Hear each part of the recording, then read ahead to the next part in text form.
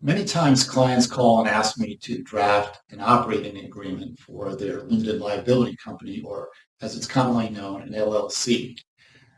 They've either already formed the LLC or asked me to form it for them, which that process is very simple. What's a little more complicated is actually drafting the agreement for the LLC.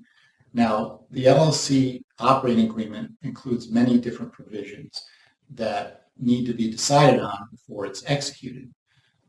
These include how many members there are, if there are different classes of membership, like classes of stock, it's the same concept, whether or not there'll be capital contributions required.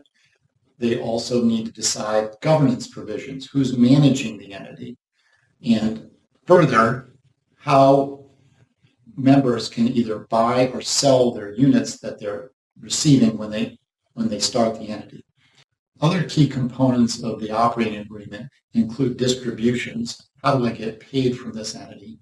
And further, how do I get out of this entity, which is what's called a buy-sell component of the operating agreement. Death, disability, or if I just want to transfer my units to somebody else, how do I do that?